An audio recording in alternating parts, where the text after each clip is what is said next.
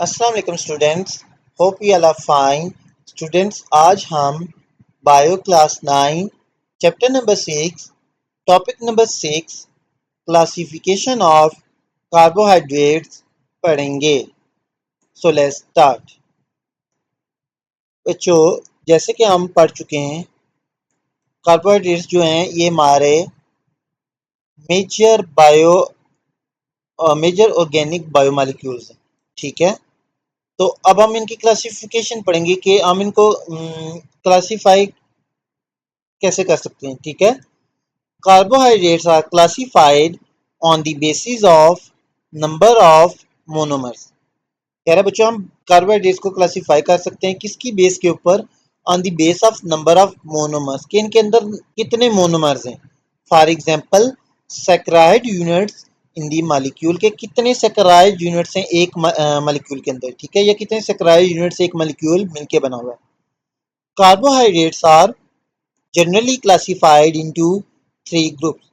कह रहा बच्चों, हम कार्बोहाइड्रेट्स को जनरली 3 ग्रुप्स में क्लासिफाई करते हैं। कौन कौन से? Monosaccharides, disaccharides and polysaccharides. तो अब हम इन तीनों को वन बाय वन डिस्कस करेंगे। फर्स्ट ऑफ ऑल हमारे पास आ जाते हैं मोनोसैकेराइड्स।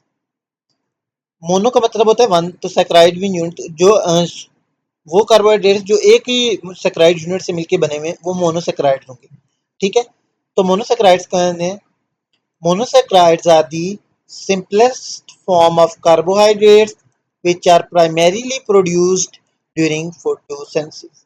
कह रहे बच्चों, मोनोसैकेराइड्स क्या हैं? ये कार्बोहाइड्रेट्स की सिंपलेस्ट फॉर्म है जो मेनली कहाँ पे प्रोड्यूस होते हैं? फोटोसिंथेसिस में। ठीक है, फोटोसिंथेसिस में जो मोनोसैकेराइड्स या कार्बोहाइड्रेट्स प्रोड्यूस होते हैं लाइक ग्लूकोज वगैरह, वो बेसिकली क्या है? मोनोसैकेराइड्स हैं। They are white crystalline solids and are soluble in water। कह रहे बच्चों, जो मोनोसैकेराइड्स होते हैं ये वाइट कलर के होते हैं और क्रिस्टलाइन सॉलिड्स होते हैं, यानी क्रिस्टल की फॉर्म में होते हैं, और सोल्यूबल और इन वाटर होते हैं। सोल्यूबल इन वाटर का मतलब है कि ये वाटर में डिजॉल्व हो जाते हैं। They are sweet in taste, उसके अलावा ये टेस्ट में स्वीट होते हैं। Number of carbon atoms in different monosaccharides में रेंज फ्रॉम 3 to 7। कह रहे हैं डिफरेंट मोनोसैकेराइड्स के अंदर नंबर ऑफ कार्बन एटम्स कितने हो सकते हैं? नंबर ऑफ कार्बन एटम्स हो सकते हैं 3 to 7, यानी 3 से लेकर 7 कार्बन एटम्स हो सकते हैं। ठीक है, monosaccharides are named on the basis of number of carbon atoms in their structure. कह रहे हैं बच्चों, हम मोनोसैकेराइड्स को नेम करते हैं उनकी किस बेस पे? On the base of number of carbon atoms, कि उनके अंदर कितने कार्बन एटम्स प्रेजेंट हैं। फॉर एग्जांपल, अगर उनके अंदर 3 कार्बन एटम प्रेजेंट हैं तो हम कहेंगे ये कौन से सैकराइड्स हैं? ये ट्राइओजीज हैं। अगर 4 कार्बन प्रेजेंट है हम कहेंगे टेट्रोजीज। 5 कार्बन प्रेजेंट है तो हम कहेंगे पेंटोजीज। 6 कार्बन यानी 6 प्रेजेंट है तो हम कहेंगे ये हेक्सोजीज, etcetera. Most common monosaccharides are pentoses and hexoses। कह रहे हैं कि जो सबसे कॉमन टाइप है इनमें से मोनोसैकेराइड्स की जो सबसे ज्यादा पाई जाती है वो पेंटोजेज यानी 5 कार्बन वाले हैं, और हेक्सोजेज यानी 6 कार्बन वाली शुगर्स हैं। For example, ribose is a pentose. Ribose और बच्चों डीऑक्सी राइबोज हम अक्सर सुनते हैं, जो हमारे न्यूक्लिक एसिड डीएनए और आरएनए का पार्ट होते हैं। तो कह रहा है जो राइबोज है ये शुगर है, ये पेंटोज शुगर है। पेंटोज का क्या मतलब है? कि इसके अंदर 5 कार्बन प्रेजेंट है। पेंटोज का जो हमारे पास मॉलिक्यूलर फार्मूला वो है C5H10O5। It is found in the nucleotide of nucleic acids glucose C6H12O6 is a familiar hexose. और जो सबसे फेमिलियर या जो नाउन जो हेक्सोज 6 कार्बन वाली शुगर वो ग्लूकोज है। Monosaccharides are not further hydrolysed. अच्छा, उसके बाद बच्चों कह रहा है कि जो मोनोसैकेराइड्स होते हैं इनको हम फर्दर हाइड्रोलाइज नहीं कर सकते। अब हाइड्रोलाइज का क्या मतलब है? बच्चों, जो वर्ड हाइड्रोलाइज अगर हम इसका लिटरल मीनिंग देखें तो हाइड्रो मीन्स होता है वाटर और लाइज का मीन होता है टू ब्रेक। एक किसी चीज को हम ब्रेक करें, to break something in presence of water. ठीक है, यानी अगर किसी चीज का वाटर के साथ रिएक्शन करें या उसमें वाटर ऐड करें या वो वाटर की प्रेजेंस में ब्रेक हो जाए तो हम क्या कहेंगे? ये हाइड्रोलाइसिस हुई है। ठीक है, तो अब कह रहा है कि मोनोसैकेराइड्स को हम फर्दर हाइड्रोलाइज नहीं कर सकते, यानी इनको हम फर्दर ब्रेक डाउन कर ही सकते। क्यों नहीं कर सकते बच्चों? बच्चों ये आगे ही सिंपलेस्ट शुगर है, यानी ये सिंपलेस्ट फॉर्म है, यानी ये एक ही सैकराइड यूनिट से मिलकर, ये कोई 3 या 4 यूनिट से मिलकर नहीं बनी हुई। कि जब हम इनको हाइड्रोलाइज करें तो ये ब्रेक हो जाएंगे अपने सिंपल कंपाउंड्स में जिनसे ये मिलकर बनी हुई। तो ये इनको हम फर्दर हाइड्रोलाइज या सिंप्लीफाई नहीं कर सकते। If monosaccharides, mostly pentoses and hexoses, are in crystalline form, they are found as open chain structure, but when they are dissolved in water, they are converted into ring structure.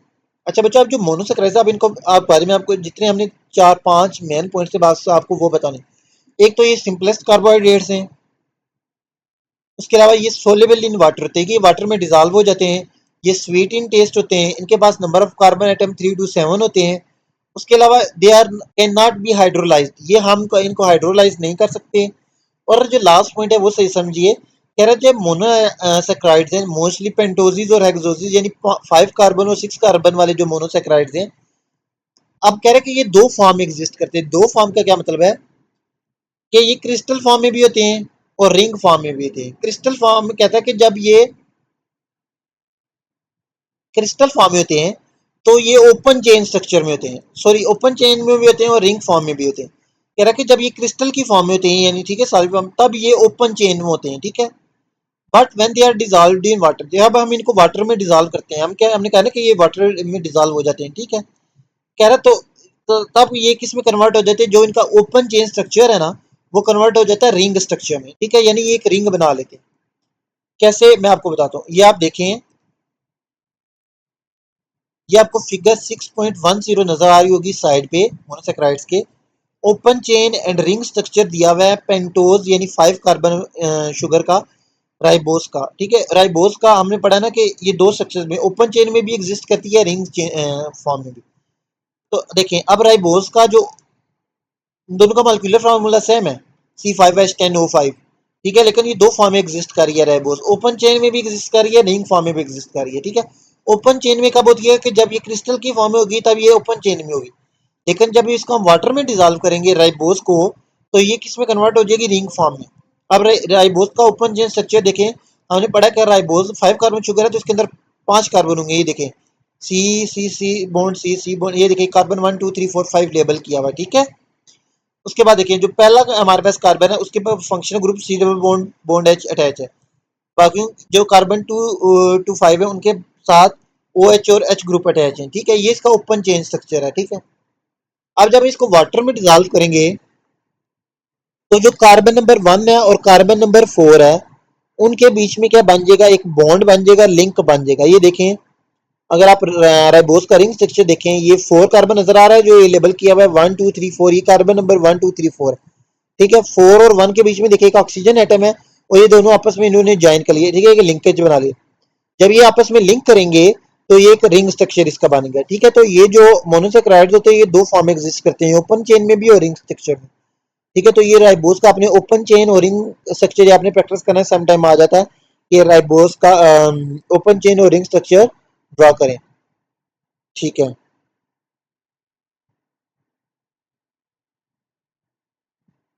Next है बच्चों हमारे पास monosaccharides के बाद disaccharides.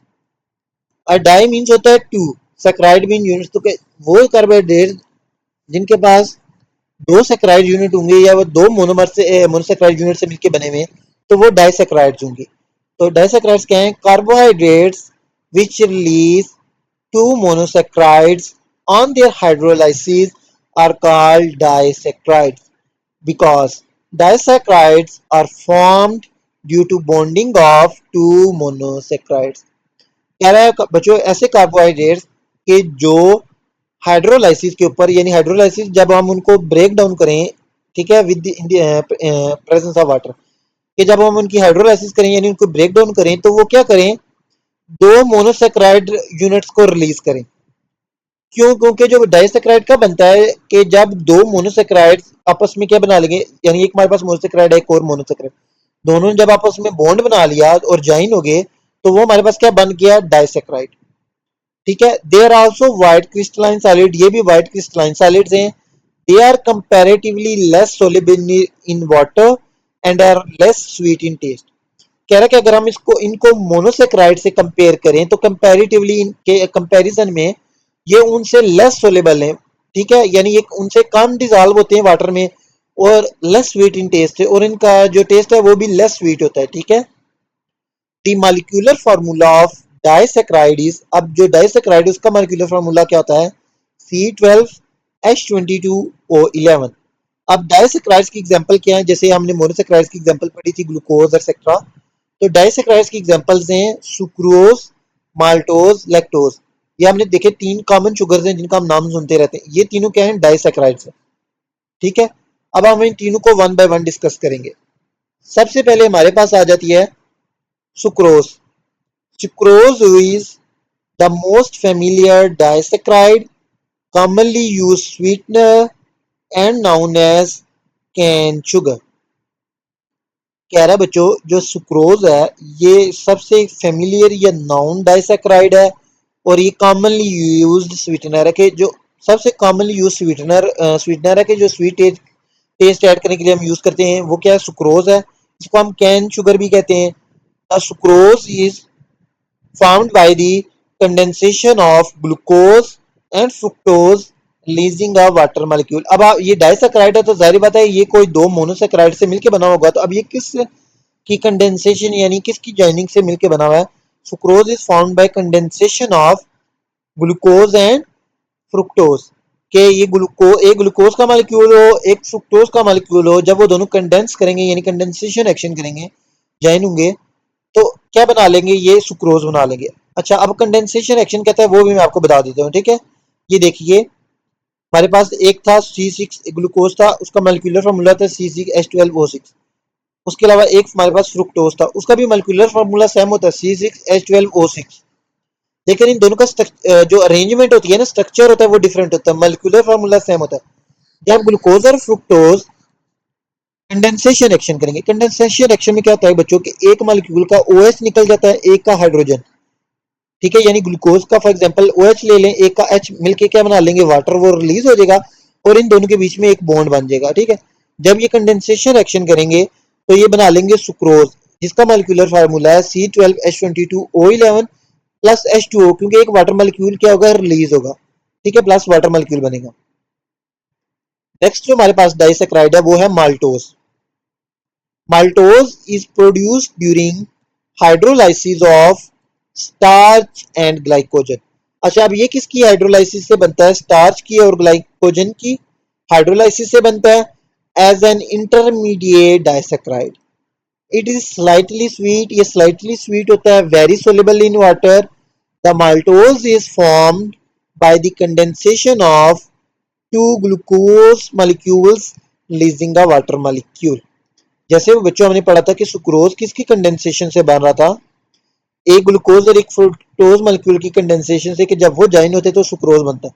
तो कह रहा है जो माल्टोज है ये किसकी कंडेंसेशन से मिलता है, दो ग्लूकोज मॉलिक्यूल की कंडेंसेशन के। ये देखिए ग्लूकोज का हमारे पास मॉलिक्यूलर फार्मूला होता है C6H12O6, तो एक और हमारे पास ग्लूकोज मॉलिक्यूल है। जब दो ग्लूकोज मॉलिक्यूल ज्वाइन होंगे यानी कंडेंसेशन एक्शन करेंगे तो वो क्या बना लेंगे, माल्टोज C12H22O11 और साथ में क्या बन जाएगा, वाटर H2। क्योंकि अब इन्होंने कंडेंसेशन एक्शन किया दोनों ग्लूकोज ने, एक ग्लूकोज का OH एक का H निकलेगा और वो दोनों जाइनों के वाटर बना लेंगे H2O, और साथ में उनके बीच में एक लिंकेज या बॉन्ड बन जाएगा और वो क्या बन जाएगा, maltose. Next one is lactose. Lactose is naturally found in milk and milk products. कह रहा है बच्चों जो लैक्टोज है ये नेचुरली किस में पाया जाता है, मिल्क में और जो मिल्क के प्रोडक्ट्स में। The lactose is found by condensation of lactose and glucose. बच्चों अब इन तीनों का जो आपने ना सुक्रोज, लैक्टोज एंड माल्टोज, ये तीनों बड़ा, इनका आपने ये देखना है कि किसकी कंडेंसेशन से बनते हैं, याद रखना है, ठीक है। अब कह रहा है जो लैक्टोज है ये एक ग्लूकोज का मॉलिक्यूल और एक लैक्टोज की कंडेंसेशन से बनता है। अब एक ग्लूकोज का तो हमें पता है मॉलिक्यूलर फार्मूला C6H12O6, लैक्टोज का भी यही होता है C6H12O6, लेकिन इसका भी क्या होगा कि ग्लूकोज से अरेंजमेंट डिफरेंट होगी, स्ट्रक्चर डिफरेंट होगा। आप देखें जब ये दोनों ने कंडेंसेशन एक्शन किया तो एक मॉलिक्यूल का OH और एक का H दोनों कंबाइन होके उन्होंने क्या बना दिया, वाटर, और पीछे इनके बीच ये ज्वाइन हो गए और इन्होंने क्या बना दिया, lactose C12H22O11 plus H2। Next है बच्चों जो डाइसैकेराइड्स के बाद जो हमारे पास नेक्स्ट ग्रुप आ जाता है कार्बोहाइड्रेट्स का, वो है पॉलीसेकेराइड्स। अब नाम से इंडिकेट कर रहा है, जैसे डाइसैकेराइड्स में हमने पढ़ा था which consist of two monosaccharide unit, poly means होता है मेनी, सेकेराइड्स मीन यूनिट। तो those carbohydrates which consist of many saccharide unit के, ठीक है, यानी जो दो से ज्यादा या जो बहुत सारे मोनोसेकेराइड यूनिट से मिलकर बने होते हैं उनको हम क्या कहेंगे, ये पॉलीसेकेराइड्स हैं। Polysaccharide is largest group of carbohydrate, कह रहा है ये लार्जेस्ट ग्रुप है कार्बोहाइड्रेट का। They are complex carbohydrate. अच्छा देखिए, अगर पहले वाले सबसे सिंपलेस्ट जो मोनोसेकेराइड्स थे वो सिंपलेस्ट कार्बोहाइड्रेट्स थे, ठीक है। अब ये वाले जो है ना ये कम्प्लेक्स कार्बोहाइड्रेट्स है, इनका स्ट्रक्चर क्या है, कम्प्लेक्स है। And polymers of more than 10 monosaccharide, और ये किस चीज के पॉलीमर्स हैं, वो एक 10 से ज्यादा मोनोसेकेराइड्स के, ठीक है। यानी जब 10 से ज्यादा मोनोसेकेराइड आपस में ज्वाइन होंगे तो वो क्या बना लेंगे, जैसे अगर दो मोनोसेकेराइड आपस में ज्वाइन होंगे तो वो डाइसेकेराइड बनाएंगे, तीन ज्वाइन होंगे तो ट्राइसेकेराइड, सो ऑन। इस तरह जब 10 ये 10 से ज्यादा मोनोसेकेराइड यूनिट्स जब आपस में ज्वाइन होंगे तो वो क्या बना लेंगे, वो बना लेंगे पॉलीसेकेराइड, ठीक है। They are produced in the cells of plants and animals to store extra carbohydrate, food and energy, for example starch and glycogen। अब ये जो पॉलीसेकेराइड्स है ये प्रोड्यूस कहाँ पे होते हैं, कह रहा है ये प्लांट्स और एनिमल्स के सेल्स में प्रोड्यूस होते हैं, किस लिए, जो एक्स्ट्रा कार्बोहाइड्रेट फूड या एनर्जी होती है उसको स्टोर करने के लिए, for example starch and glycogen, या स्टोरेज मॉलिक्यूल्स ऑफ कार्बोहाइड्रेट्स। ये क्या है, कार्बोहाइड्रेट्स के स्टोरेज मॉलिक्यूल्स हैं। Polysaccharides are not sweet in taste, rather usually tasteless। अच्छा बच्चों, हमने एक और चीज जो पढ़ी थी कि जो मोनोसेक्राइड्स थे वो स्वीट इन टेस्ट थे, जो डाइसेक्राइड्स थे वो लेस स्वीट इन टेस्ट थे एज कम्पेयर टू मोनोसेक्राइड। अब जो पॉलीसेक्राइड्स हैं ये sweet not sweet in taste, ये इनका जो टेस्ट है वो स्वीट नहीं है, यूजुअली ये कहते हैं टेस्टलेस होते हैं, यानी इनका कोई टेस्ट नहीं होता। दे yield many monosaccharide units upon complete hydrolysis for energy use। इसके अलावा ये क्या कहते हैं, ये बहुत सारे मोनोसेक्राइड यूनिट्स को रिलीज करते हैं upon hydrolysis. Polysaccharides are also structural components of cell walls in these cells of plant cellulose, fungi, chitin and bacteria peptidoglycan। उसके अलावा कह रहा है जो पॉलीसेक्राइड्स हैं ये जो सेल वाल होती है उसका भी ये स्ट्रक्चरल कंपोनेंट है, यानी पार्ट है। लाइक प्लांट की जो सेल वाल है सेलुलोज, फंजाई की जो cell wall which is made up of chitin, and bacteria cell wall which is made of peptidoglycan, ये तीनों क्या है, पॉलीसेक्राइड्स।